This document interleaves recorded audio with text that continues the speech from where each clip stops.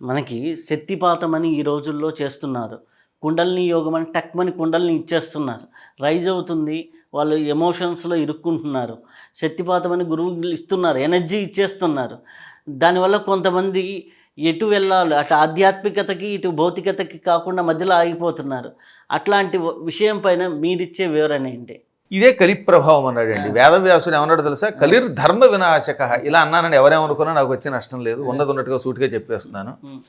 హఠాత్తుగా ఏమీ లేకుండా ప్రతి వాడిని కూర్చోబెట్టి వీపు మీద తడి వేస్తే కుండలిని శక్తి ఏమీ రాదు.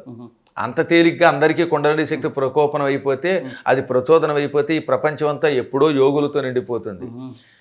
అలాగే నెత్తి మీద చెయ్యి పెట్టినంత మాత్రం అది శక్తి పాతం కాదు, శక్తి పాతకం అవుతుంది. శక్తి పాతం అవ్వడానికి మహాసాధన చేయాలండి. కరెంటు వైరులో ఒక వైరు పెట్టి అందులో ప్లగ్ పెట్టాను నేను. అందులోంచి 2 వైర్లును పట్టుకొచ్చి మీకు ఇలా చెవులో పెడితే ఏమవుతారు మీరు?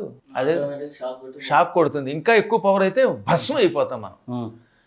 పరమాత్ముడు కుండలిని శక్తి ఒక అద్భుతమైన యోగశక్తి. ఆ యోగశక్తిని ఇవ్వడానికి ముందు ఎంత ఆలోచన చేశారండి. అగస్త్యుడు లాంటి మహానుభావులు కూడా ఎవరికి పెడితే వాళ్ళకి ఇచ్చారా?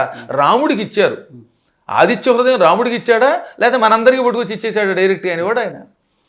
వేదవ్యాసుని దగ్గర ఎంతోమంది శిష్యులు ఉన్నా అందులో సుమంతుడికి మాత్రమే అధర్వణ వేదం ఇచ్చాడు ఆయన. అంటే ఆ శక్తిని వాడు తట్టుకోవాలి. కాబట్టి కుండలిని శక్తి చాలా గొప్పది. దాన్ని ఇచ్చే శక్తి కలిగిన వాళ్ళు ఉన్నారు. కానీ తొందరపడి ఎవరికి పడితే వాళ్ళకి ఎవరు సామూహికంగా మిమ్మల్ని అందరినీ కూర్చోబెట్టి నెత్తి మీద దెబ్బ కొట్టేస్తే శక్తిపాతకం ఏమి అవ్వదు. అది పాతము కాదు, పాతకము కాదు. అలా ఇచ్చే పడం అయితే ఈ ప్రపంచం అంతా ఎప్పుడో తరించేసేది. అవునా? అప్పుడు ఇన్ని పాపాలు ఎందుకు వస్తాయి, ఇంత కష్టాలు ఎందుకు వస్తాయి? శక్తి అనేది అసలు ఒకళ్ళ దారి నుంచి ఒకడికి వెళ్ళాలంటే ఈ ముందు ఈ వ్యక్తికి ఎంత శక్తి ఉండాలండి? ఈ వ్యక్తిలో అపూర్వమైన నిష్ట కావాలి. ఇవాళ నేను మీకు ఒక శక్తిని ప్రసారం చేయాలంటే నేను ఆహారం మీద నియంత్రణ కలిగి, శ్వాస మీద నియంత్రణ కలిగి మహాసాధన చేయాలి. అంత సాధన చేసిన తర్వాత అప్పుడు ఎవరికైనా అది వెడుతుంది. అందువల్లే పూర్వకాలంలో యోగ సాధన చేయటానికి ముందు అరణ్యాలకి తీసుకెళ్లారు. ఏకాంత ప్రదేశంలో కూర్చోబెట్టారు. భోగాల మీద వ్యామోహం లేకుండా చేశారు. పూర్వం ఎవరైనా చదువుకునేటప్పుడు లౌకిక ప్రపంచంలో ఉన్నారా? లేరు. చూడండి, కందమూలాలు తింటూ కృష్ణుడు 64 రోజులు సాందీపని దగ్గర చదువుకున్నాడు. 64 రోజులు కుటుంబంతో సంబంధం లేదు. ఆయన ఏ వాట్సాప్లు లేవు, ఏ కుటుంబం లేదు, అసలు ఈ టీవీ సీరియల్స్ ఈ గందరగోళాలు లేవు. అంత బ్రహ్మచర్య నిష్టలో ఉండాలి. రాముడు అలాగే విశ్వామిత్రుడి దగ్గర నేర్చుకున్నాడు. మహానుభావులైన ఋషులందరూ అలాగే చదువుకున్నటువంటి వాళ్ళు. అందుకే పూర్వకాలంలో గురుకుల క్లిష్టో మురారి కవి అని మురారి అనే కవి చెప్పాడు. అనర్ఘరాఘవం అనే కావ్యం రాసిన మురారి ఏమన్నాడు? గురుకుల క్లిష్టుట్ట అంటే గురువుల దగ్గర చేరి అన్నీ విడిచిపెట్టి అందులో ఉన్న కష్టాలు సహించి అప్పుడు చదువుకున్నారు. కాబట్టి ఎవరేమనుకున్నా ఈ కుండలిని ప్రచోదనం చేయడానికి కొంతకాలం సాధన చేయాలి. ఒక్కొక్కళ్ళకి నెల్లాళ్ళు పట్టచ్చు, ఒక్కొక్కళ్ళకి ఏడాది పట్టచ్చు. ఆ పట్టేటప్పుడు ప్రశాంతంగా ఉండాలి, ఆహార నియమాలు పాటించాలి. అన్నీ చేసి అప్పుడు వాడు మూలాధారం నుంచి సహస్రార చక్రం వరకు కూడా ధ్యానాన్ని పంపగలుగుతాడు.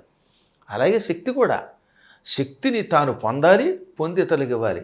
కేవలం మీరు 2000 రూపాయలు కట్టేస్తే మీరు ఎత్తువే చేయి పెడితే మీకు శక్తి వచ్చే పడం అయితే ఇంకా నేను అలాంటి వ్యాపారం ఒకటి మొదలుపెట్టి ప్రపంచం అందరినీ శక్తి స్వరూపులు చేసేయచ్చు. అవి చాలా కష్టమైనవి. అలా చెప్పానంటే కొంతమందికి బాధ కలిగినా వచ్చే నష్టం లేదు. సత్యం చెప్పాలి, భ్రమలో పడకూడదు.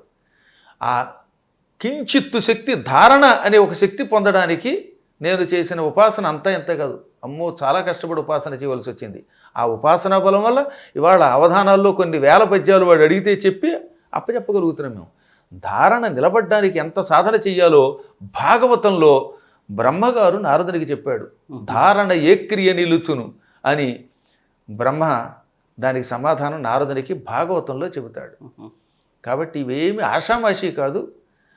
తీసుకొచ్చి బయట శనగపప్పులు అమ్మినంత తేలిగ్గా వాటిని మాత్రం ఇవ్వలేమన్నమాట.